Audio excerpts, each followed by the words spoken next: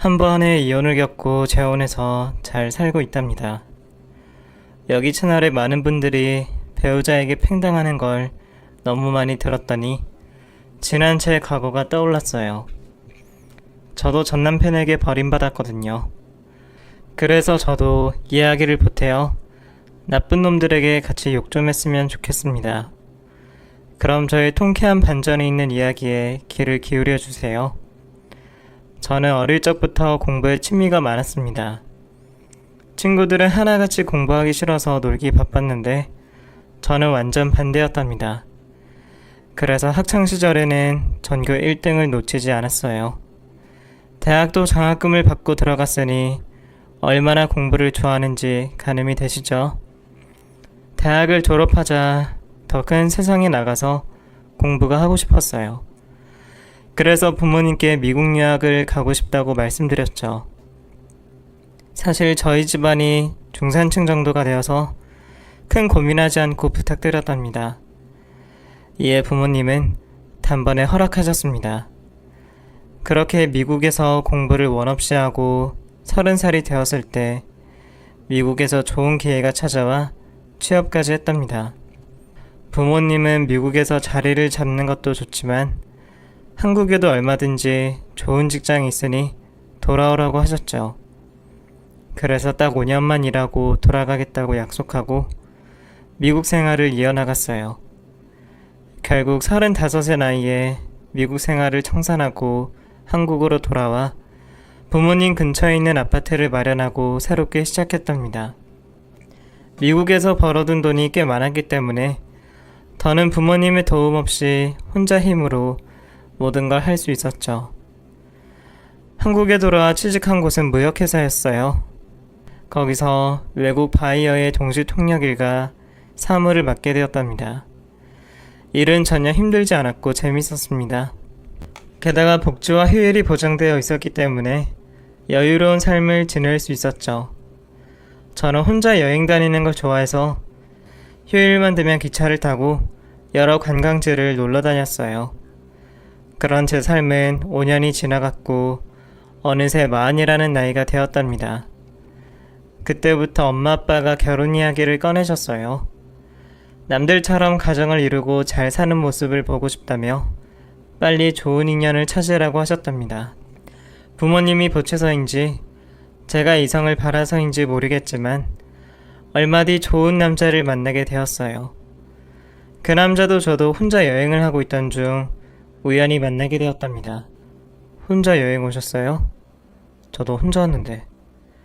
실례가 안 된다면 저랑 같이 식사하실래요? 저쪽에 김치찌개 집이 있는데 2인분부터 주문이 가능하거든요. 아, 그래요?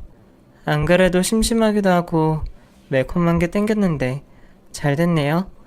같이 식사하러 가시죠. 감사합니다. 대신 밥값은 제가 내겠습니다.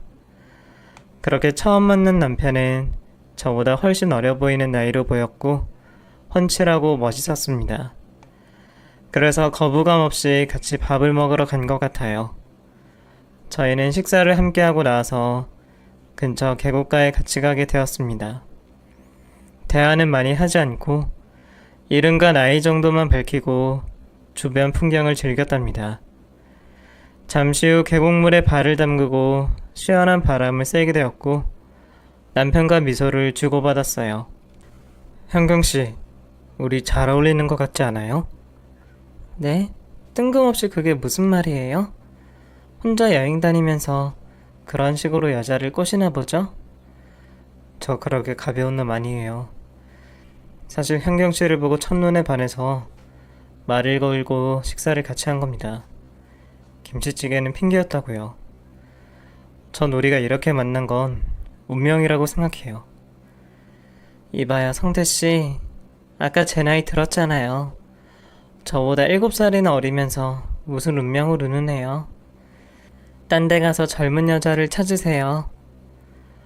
나이는 숫자에 불과해요. 게다가 요즘 마흔도 청춘과 다를 바가 없다고요. 그렇게 철벽 치지 마시고 저한테 기회를 주세요. 저 진심입니다. 남편은 애절한 눈빛을 보내며 연신 사귀자고 고백했는데 저는 쉽게 받아들이지 못했어요. 그러자 남편은 갈 길을 가지 않고 제가 다니는 관광지를 따라다니며 계속해서 어필을 하더군요. 그래서 헤어질 때 연락처를 알려주었습니다. 시간이 지나도 저에 대한 마음이 그대로이면 한번 생각해 보겠다고 말하면서 말이죠. 다시 회사 생활로 돌아와 열심히 일하며 지내는데 그이는 매일 아침 저녁으로 고백이 담긴 안부 문자를 보내왔어요. 저는 얼마 가지 않아 포기할 줄 알고 일부러 답장을 보내지 않았답니다. 그런데 남편은 몇 달이 지나도 한결같이 구애하며 제발 한 번만 만나달라고 졸라댔습니다. 그러다 보니 제 마음은 어느새 활짝 열렸고 그이의 문자를 기다리게 되었습니다. 저희는 5개월 만에 서울에서 재회하게 되었고 첫 데이트를 했답니다. 현경씨, 제가 이 순간을 얼마나 기다렸는 줄 아세요? 이제 제 마음이 진심이라는 걸 느끼시죠? 네, 기다리게 해서 미안해요. 그동안 확신이 서지 않아서 뒤로 도망만 쳤네요. 앞으로는 그러지 않을게요. 그럼 저의 인연이 돼주시는 거 맞죠? 네, 그래요. 나이도 훨씬 많고 부족하지만 성태씨 여자친구가 되고 싶어요. 아싸, 드디어 나의 사랑이 이루어졌다. 현경씨, 앞으로 열렬히 사랑하겠습니다. 그렇게 좋으세요? 성태씨 정도면 괜찮은 여자들 얼마든지 만날 수 있을 것 같은데 저 같은 늙은이가 뭐가 좋다고 이렇게까지 기뻐하세요? 무슨 말을 그렇게 하세요. 현경씨는 제가 본 여자 중 가장 예쁘고 아름다워요. 그렇게 남편과 저는 연인이 되었고 뜨겁게 활활 타오르는 사랑을 나누었답니다. 7살의 나이 차가 있지만 한 번도 나이 때문에 갈등을 빚거나 세대 차이를 느껴본 적이 없었어요. 오히려 통하는 게 더 많아서 진짜 운명적인 사랑을 만났구나 싶었죠. 저희 사랑이 매우 깊어지다 보니 사귄 지 4개월 만에 남편이 청혼을 했답니다. 저 역시 그이와 결혼하고 싶은 마음이 굴뚝 같아서 바로 결혼하겠다고 대답했어요. 그래서 먼저 저희 부모님께 그이를 소개했는데 남편을 보고 조금 놀라셨어요. 나이가 많이 어리네. 게다가 사회생활을 많이 하지 않아서 돈도 많이 모으지 못했을 텐데. 어머님 말씀 충분히 알겠는데 나이는 숫자에 불과하고요. 돈은 어머님 생각처럼 많이 모으지 못했습니다. 그래서 현경씨가 결혼자금을 많이 보태어주겠다고 했습니다. 물론 제가 앞으로 살아가면서 두고두고 갚을 테니 염려 마세요. 제 미래는 창창하니 걱정 마시고 현경씨와 결혼을 허락해주세요. 맞아, 엄마. 성태씨 회사에서 꽤 능력 있는 직원이야. 그리고 연하남 편을 얻는데 내가 돈 좀 써야지. 아휴, 난 잘 모르겠다. 두 사람이 연애하는 건 말리지 않겠다만 결혼해서 살다 보면 나중에 부딪힐 일이 많을 것 같아. 걱정 마. 우린 운명처럼 만난 사이니까 뭐든지 잘 헤쳐나갈 거야. 그러니까 딸을 믿고 허락해줘. 제가 계속해서 설득의 말을 하자 부모님은 결국 결혼을 승낙하셨습니다. 저희 남편은 너무 기뻐서 손뼉을 치며 쾌재를 불렀답니다. 그리고 며칠 뒤 예비 시댁에 가서 인사를 드리게 되었어요. 시어머니 역시 저를 보자마자 많이 당황하셨습니다. 성태야, 결혼할 여자가 이분이니? 그런데 나이가 좀 있어 보인다. 나보다 7살 많아. 그래도 예쁘지 않아? 내가 첫눈에 반해서 만난 사람이야. 뭐? 7살이나 많다고? 얘가 철이 없어도 너무 없네. 내가 널 어떻게 키웠는데 마음먹은 여자를 데려와. 아휴, 이봐요 아가씨. 내 아들이 철없이 결혼하자고 하면 주제 파악을 하고 선을 그었어야지. 똑같이 결혼하겠다고 하는 게 말이 되나? 이건 누가 봐도 내 아들이 아깝잖아. 난 이 결혼 허락 못하니까 두 사람 빨리 정리해. 어디 늑다리를 데려와서 결혼하겠다는 건지. 아유, 속 터져. 엄마, 그게 무슨 소리야. 어떻게 처음 보자마자 헤어지라는 말을 해. 난 현경이 아니면 그 누구와도 결혼할 생각이 없으니까 그런 줄 알아. 이놈의 자식이 여자한테 미쳐서 부모 가슴에 대못을 박을 셈이야? 네 나이면 20대 여자를 데리고 와야지. 40대 여자를 데리고 오는 게 말이 되니? 게다가 너 3대 독자야. 나이 40에 제대로 애를 낳을 수 있겠어? 무조건 안 되니까 결혼이고 연애고 다 집어치워. 예비 시어머니가 강하게 반대하시는 바람에 저는 입을 제대로 떼지 못하고 멍하니 서 있었습니다. 남편이 계속해서 설득해도 나이 많은 저를 며느리로 절대 받아들이지 않겠다고 하시며 방으로 들어가셔서 그대로 나와버렸답니다.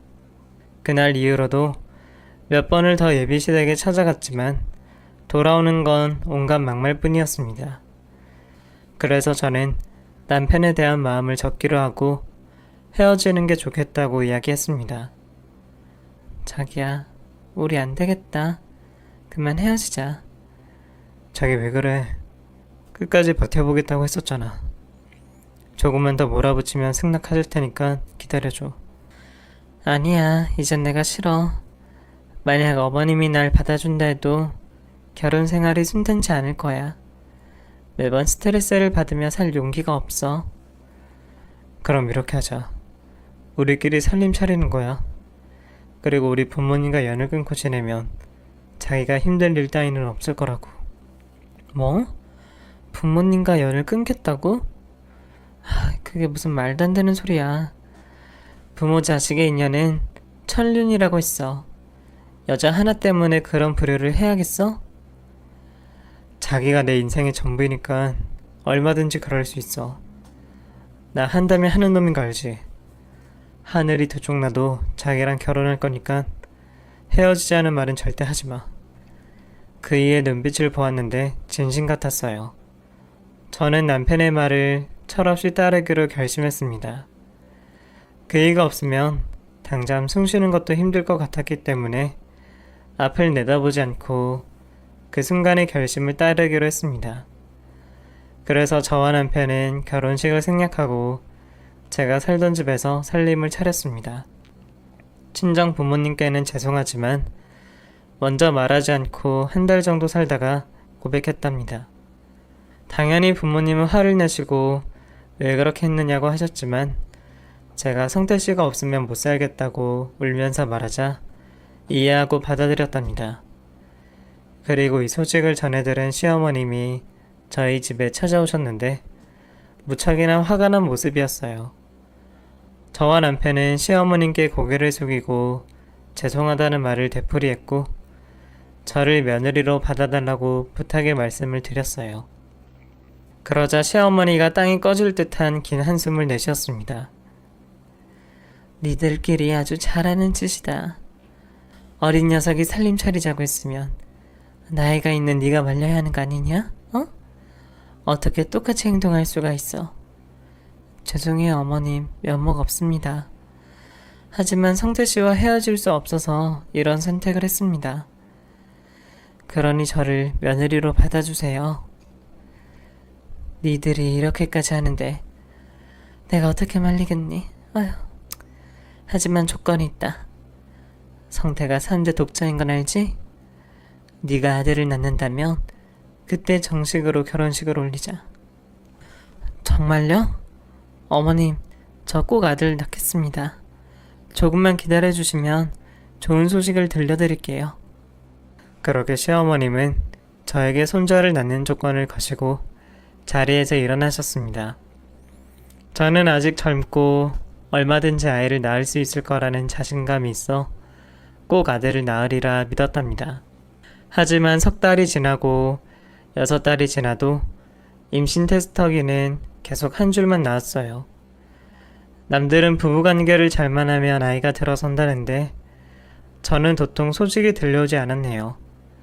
그래도 전 포기하지 않고 피곤해하는 남편을 설득해 매일같이 부부관계를 가지며 임신하려고 최선을 다했답니다.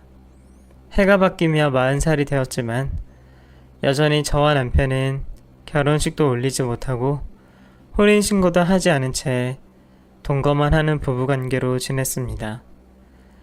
제가 혼인신고라도 하자고 말했더니 남편은 아이를 낳으면 그때 하자며 미뤘답니다. 그렇게 1년을 더 남편과 부부 생활을 했지만 여전히 아이는 들어서지 않았어요. 그리고 그이와 저의 결혼 생활에 조금씩 금이 가기 시작했어요. 부부싸움이라고는 한 번도 해본 적이 없었는데 언젠가부터 남편이 나를 세우고 집에 들어와 저와 말도 하지 않는 날이 있는가 하면 제 얼굴을 보고 왜 이렇게 늙었냐고 상처되는 말을 하기도 했답니다. 당신 자다 일어나니까 진짜 늙은 아줌마 같다. 아, 이 주름 봐봐. 어휴, 게다가 흰머리는 왜 이렇게 많아? 당신 관리 안 해? 연하 남편이랑 살면 좀 가꾸고 살아야 하는 거 아니야? 어? 요즘 일이 바빠서 샵에 못 갔어. 그렇다고 아내한테 늙은 아줌마가 뭐야. 언제는 내 주름이 매력 포인트라면서 이제는 보기 싫은 거야? 아주 보기 싫어. 요즘 당신의 모습을 보면 결혼한 게 후회된다니까. 그러니까 관리 좀 하란 말이야. 여보, 아무리 그래도 결혼을 후회한다니 무슨 말을 그따위로 해? 아내를 있는 그대로를 사랑해야 하는 거 아니야? 내가 나이 많은 걸 모르고 결혼한 것도 아닌데 왜 자꾸 상처되는 말을 하는 거야? 처음에는 당신보다 예쁜 여자는 이 세상에 없는 줄 알았지. 콩깍지가 제대로 씌어서 그런 거란 말이야. 그런데 이제 현실을 보게 되었고 내 마누라가 늙은이라는 걸 깨달았으니 젊게 살라는 조언을 해주는 거잖아. 남편이 그렇게 말하자 속이 너무 상해서 아무 대답도 하지 못했습니다. 화장실로 가서 혼자 몰래 울고 말았죠. 제가 이런 소리를 들어가며 살지는 꿈에도 몰랐기 때문에 가슴이 너무 아팠답니다. 한편 시어머니는 여전히 저에게 연락해 임신 소식이 아직도 없느냐고 따지듯이 물어왔어요. 시어머니는 이럴 줄 알았다며 자기가 왜 결혼 반대를 한지 알겠느냐고 훈계를 하시고 이제라도 남편을 놓아주라는 말을 하셨답니다.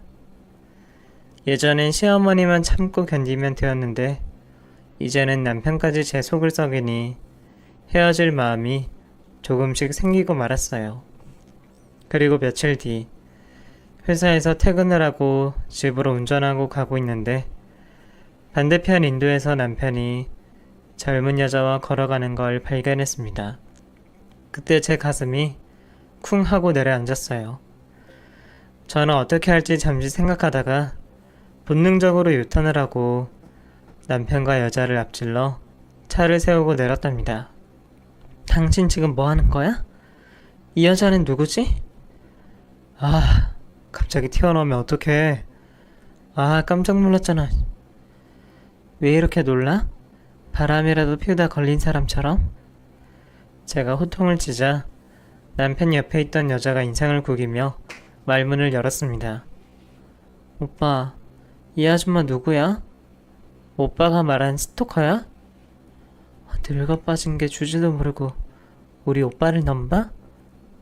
이봐요 아줌마, 우리 오빠 좀 그만 쫓아다녀요. 오빠가 싫다는데 왜 그렇게 따라다니는 거예요? 저는 기가 막혀서 헛웃음이 나왔습니다. 남편의 얼굴을 봤더니 제 눈을 피하더군요. 확실히 바람이었어요. 그래서 저는 상간녀에게 똑똑히 전했습니다. 야 이년아, 나 이 자식 따라다니는 스토커가 아니라 마누라거든? 그리고 너는 늙지 않을 것 같아? 예의 없이 막말하는 걸 보니 어떤 수준인지 알겠다. 가서 공부 좀 하고 가정교육 좀 더 받고 와라. 알겠니? 뭐? 네가 우리 오빠 마누라라고? 야, 아무리 착각은 자유라지만 너무 심한 거 아니니? 우리 오빠가 뭐가 아쉽다고 너처럼 쭈글쭈글한 년하고 결혼을 했겠니? 전 그 자리에서 참지 못하고 즉각 남편과 상간녀의 밤을 연속으로 날렸습니다. 아주 잘들 논다. 이게 지금 뭐하는 짓이야? 마누라가 버젓이 있는데 바람을 피우는 것도 모자라 나더러 스토커라고? 어이가 없다. 따지고 보면 마누라는 아니지. 그냥 잠깐 같이 동거한 사이잖아. 우리가 결혼식을 올렸어? 혼인신고를 했어? 어? 이렇게 된 거 지금 말하는 게 좋겠다. 나 이 여자랑 결혼할 거야. 그러니까 당신은 그만 떨어져. 뭐? 이게 말 한마디면 다 해결되는 줄 아나. 난 내 인생을 너한테 전부 걸었는데 이렇게 내 뒤통수를 칠 수가 있어? 뭐가 뒤통수야? 남녀가 같이 살다가 헤어질 수도 있는 거 아니야? 그리고 손해를 본 건 나라고. 늙어 빠진 당신이랑 살아서 이렇게 예쁜 여자를 못 만나고 살았잖아. 여하튼 여기까지 하고 그만 집에 가 있어. 이따가 짐 빼러 갈 테니까 그때 이야기해. 두 년놈은 저를 무시하고 유유히 사라졌습니다. 저는 이 상황이 믿기지가 않아 그대로 얼어붙어서 오랫동안 가만히 서 있다가 차에 올라 집으로 돌아갔어요. 1시간 뒤 남편이 집에 들어왔는데 저에게 말도 하지 않고 짐부터 싸더라고요. 그래서 그이의 팔을 잡고 밀쳤습니다. 이 나쁜 자식아, 네 눈에는 내가 안 보이니? 젊은 년한테 미쳐서 아주 이대로 떠나겠다고? 그래, 이제라도 콩깍지가 벗겨졌으니 나가야지. 우리 서로 주고받은 것도 없으니까 그냥 조용히 헤어지자. 주고받은 게 없다니? 난 당신과 살려고 자존심이고 뭐고 다 버렸단 말이야. 제발 멈추고 얘기 좀 해. 떨리는 목소리로 말하자 남편이 짐을 싸다 말고 거실 소파에 앉았습니다. 그래, 얘기해봐. 마지막이니까 들어주고 나가지 뭐. 여보, 이러지 마. 난 당신한테 모든 걸 걸었다고. 나랑 살다가 젊은 여자를 만나 바람 피운 거 이해해줄 수 있어. 한 번쯤은 일어날 줄 알았어. 내가 앞으로 관리도 잘하고 예뻐지도록 노력할게. 그러니까 지금 만나는 여자랑 당장 정리해. 저는 또다시 자존심을 버리고 남편을 붙잡으려고 했습니다. 그러자 남편은 온갖 인상을 쓰며 대답했습니다. 야, 내가 너랑 헤어지려는 게 지금 만나는 여자 때문만은 아니야. 너 우리 엄마랑 약속한 임신을 왜 못하는데? 그건 노력하고 있잖아. 조금만 더 있어보면 아이가 들어설 거라고. 헛소리 집어치워. 아무래도 네가 미국 생활하면서 문란하게 놀아서 그런 것 같아. 그러니까 임신이 안 되는 거라고.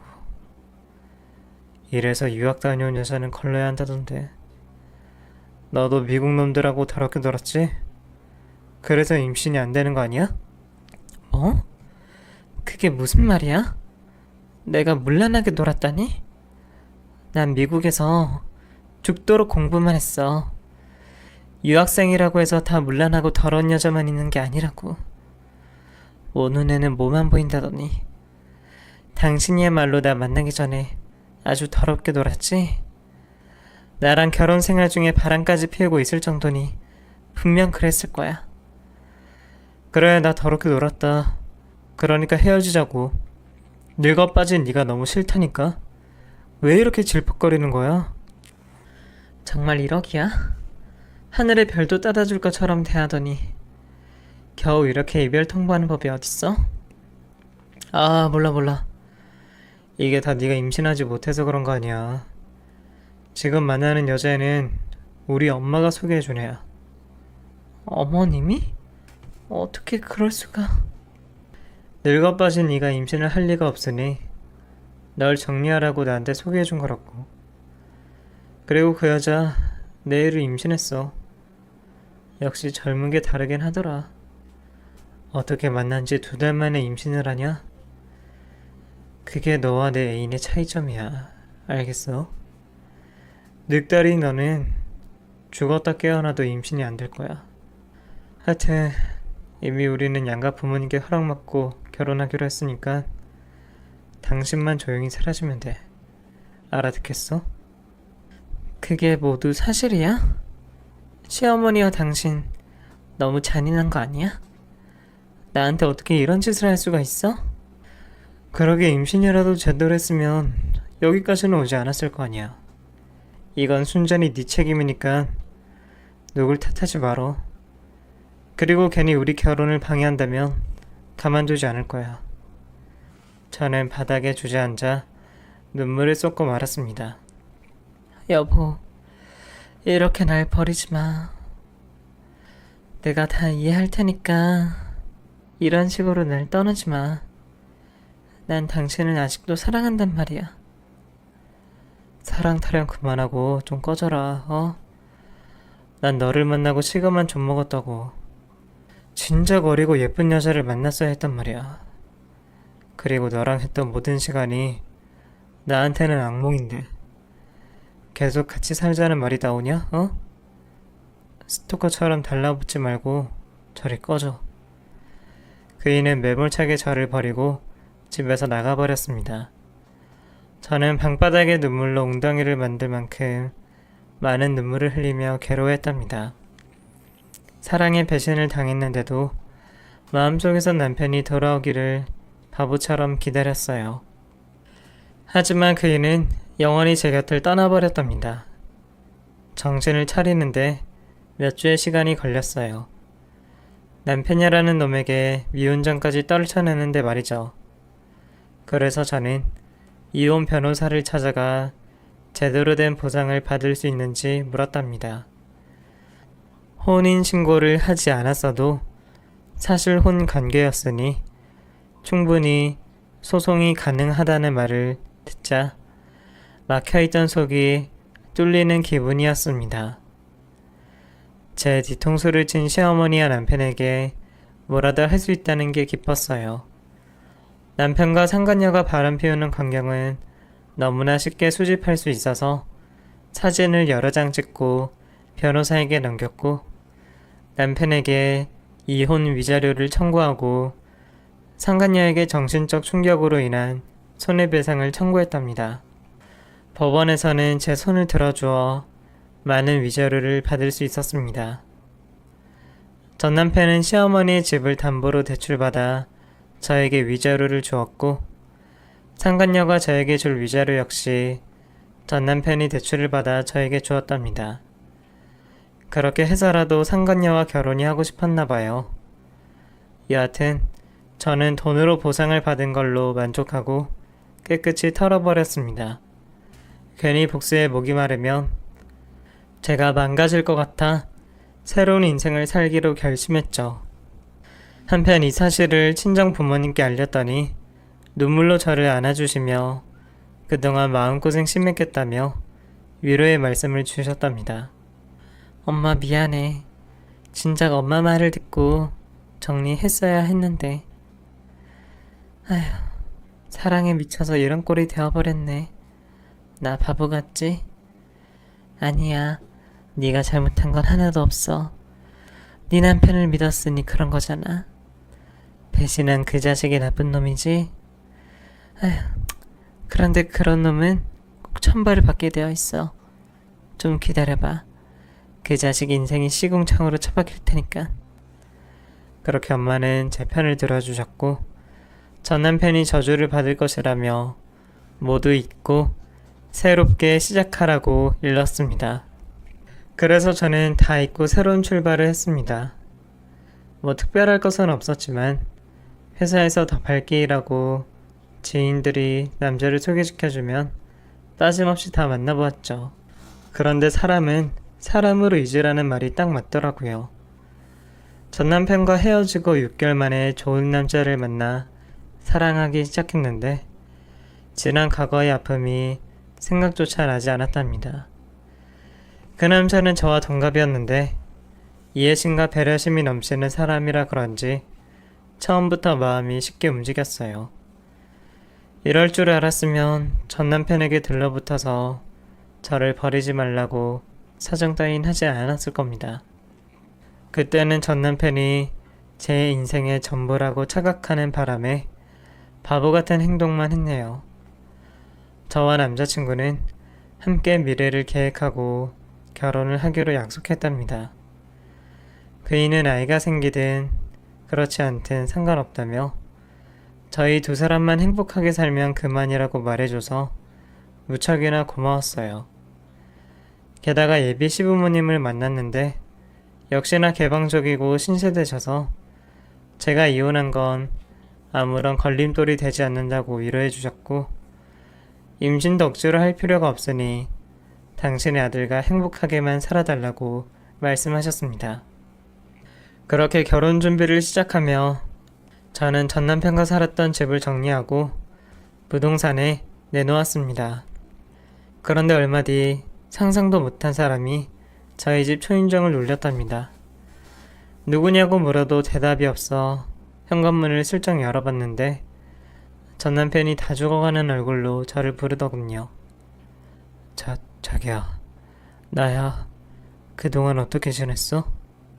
뭐야, 무슨 할 말이 남아서 여길 찾아온 거야? 당장 꺼져. 그렇게 말하고 현관문을 닫으려는데 전 남편이 발을 내밀어 현관문을 막았습니다. 자기야, 나 발 다쳤나봐. 아우, 너무 아프다. 잠깐 들어가서 연고라도 바르면 안 될까? 정말 가지가지 한다. 여기 무슨 일로 왔냐고. 잠깐 들어가도 될까? 오래 안 걸려. 나 참 어이가 없어서. 도대체 무슨 말을 하려는 건지 모르겠지만 딱 5분만 줄 테니까 빨리 말하고 돌아가. 그래, 고마워 자기야. 그 자기야라는 호칭 좀 그만해 줄래? 너랑 헤어진 게 언제인데 아직도 자기 타령이야. 네 자기는 날 버리고 만난 젊은 년이잖아.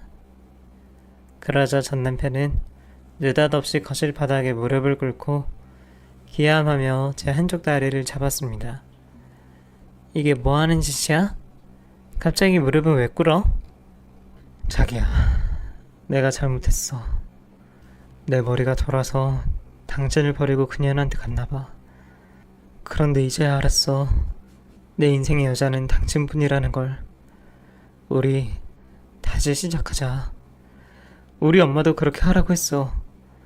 또 당신이 아이를 갖지 않아도 괜찮다고 하셨어. 내가 미쳤니? 너 같은 쓰레기랑 다시 시작하게? 그런데 얘기나 들어보자. 그동안 무슨 일이 있었던 거야? 도대체 무슨 사건이 있었길래 당신이 이렇게 비굴하게 나오는 거야? 저는 전 남편이 어떻게 무너졌는지 궁금해서 이야기를 듣고 실컷 비웃어주는 것으로 복수를 마무리할 생각이었습니다. 사실은 당신과 헤어지고 내가 바람피운 여자랑 결혼식을 올렸어. 그리고 혼인신고도 했지. 내 아이를 가졌으니까 엄마가 서둘러서 하라고 하더라고. 하여튼 그년이랑 부부 생활을 문제없이 잘하고 있었고 임신한 그년 배가 만삭이 되어서 산부인과로 옮겨 아이 낳을 준비를 했어.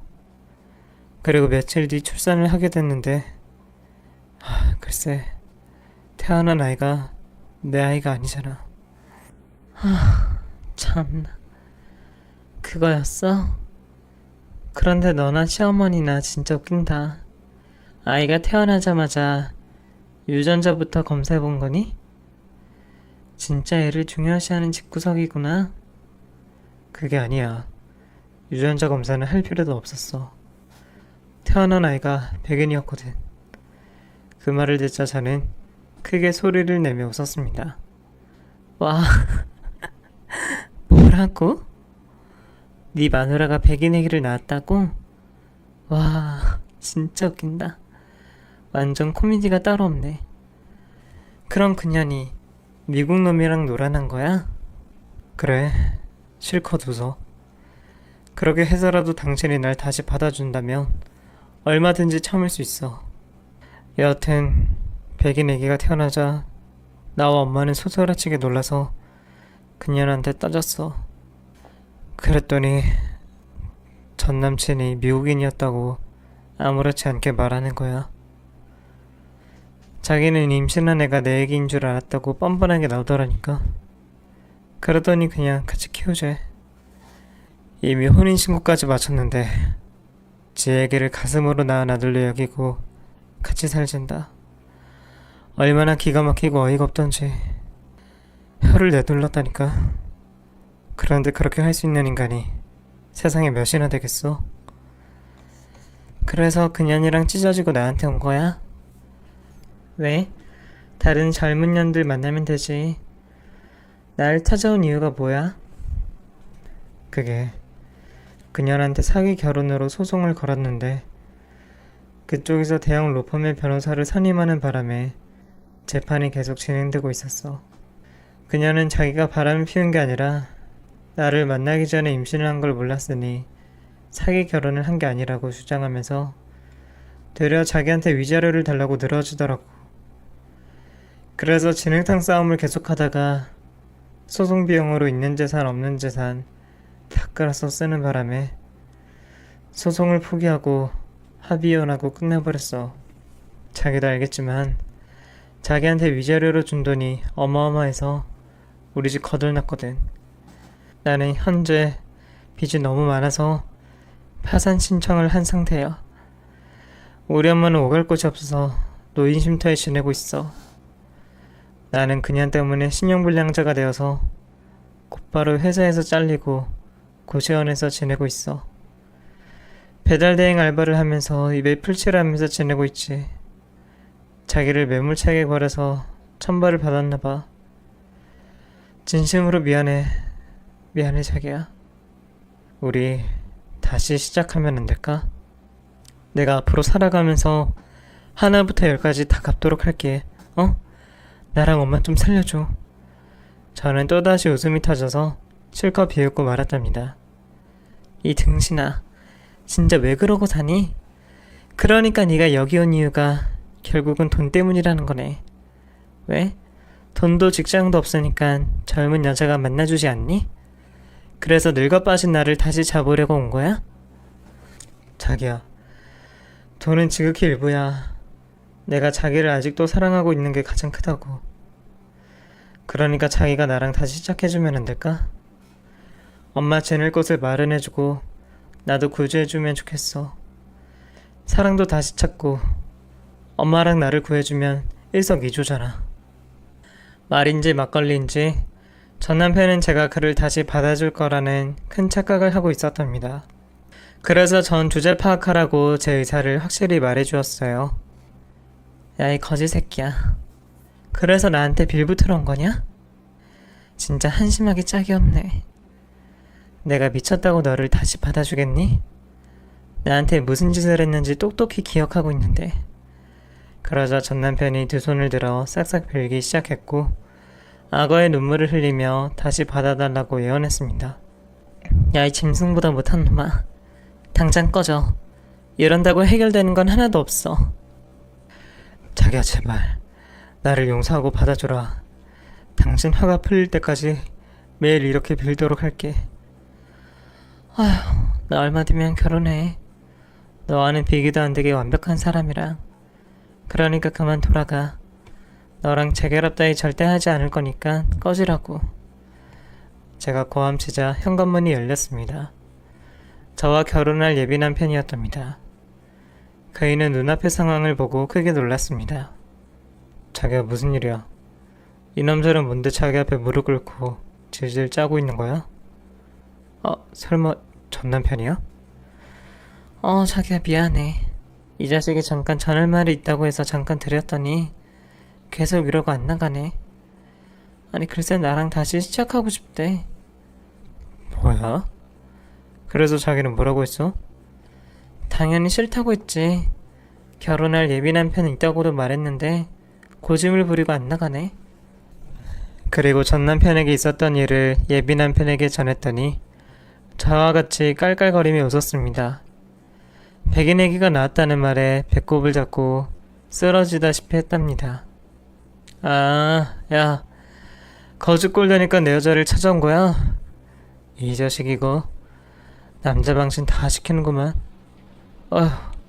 좋은 말 할 때 여기서 꺼져라. 그리고 다신 내 여자를 찾아올 생각하지 마. 네가 뭔데 이래라 저래라야? 어? 아직 결혼식을 올린 것도 아니면서 남편 행세나 하는 거냐? 난 이 여자랑 같이 살았던 남편이라고. 네가 끼어들 자리가 아니니까 떠나 꺼져. 뭐야 이 자식아? 이게 입만 살아서 나불대는구만. 어? 쓴맛을 봐야 나가겠다는 거지? 그래 쳐봐. 어차피 난 더 내려갈 것도 없어. 여기서 이기는 놈이 현경이를 차지하는 거로 하자. 이게 미쳤나? 현경이가 무슨 물건이야? 화가 난 남편은 전 남편을 향해 주먹을 던졌습니다. 그것도 여러 번을 말이죠. 그러자 전 남편은 몸을 휘청거리며 바로 서려고 했는데 두들겨 맞은 바람에 정신을 차리지 못하고 쓰러졌답니다. 어때? 좀 더 패줄까? 어? 더 매운맛으로 해줘? 아닙니다, 형님. 저희만 나가겠습니다. 두 분이 행복하시길 바랄게요. 너 잘 들어. 다신 내 아내 앞에 얼씬도 하지 마. 만약 그랬다가는 뼈도 못 추리게 혼쭐을 내줄 테니까 말이야. 알아들었으면 당장 여기서 꺼져. 찌질한 전 남편은 예비 남편에게 쫄아서 불이 나게 도망을 치고 말았답니다.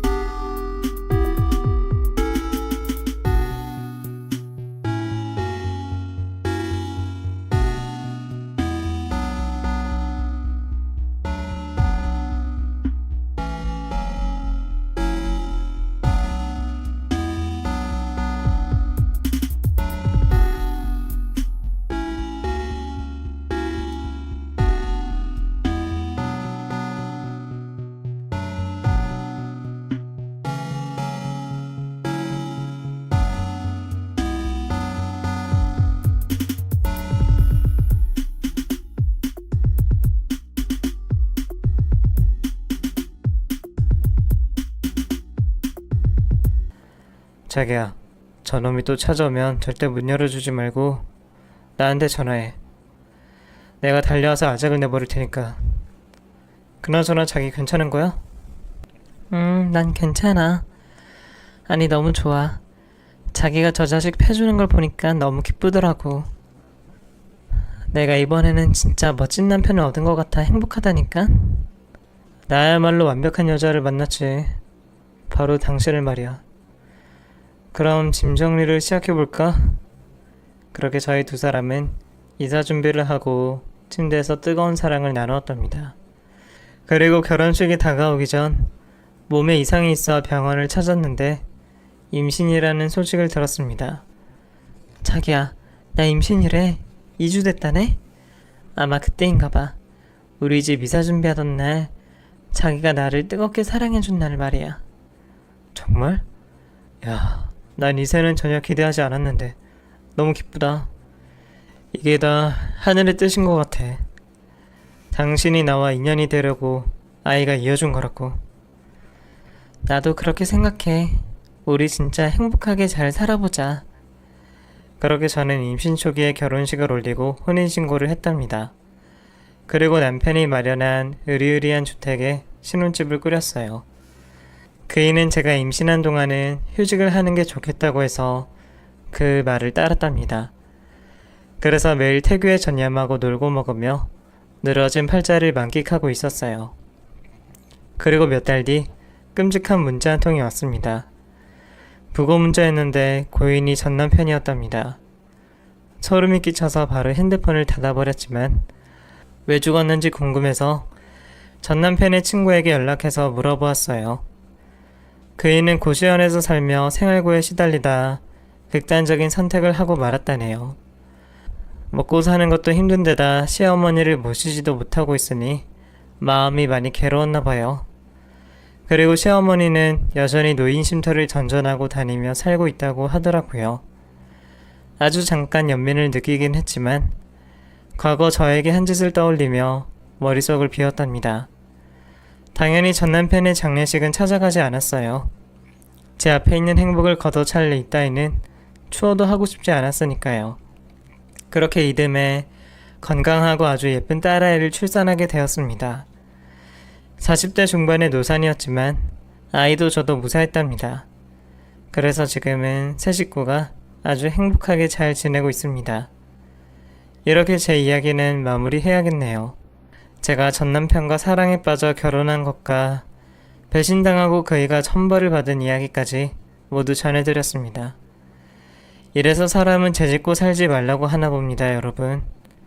하늘은 존재하니 제 남편과 같은 짓을 하는 분이 있다면 당장 그 짓을 멈추세요.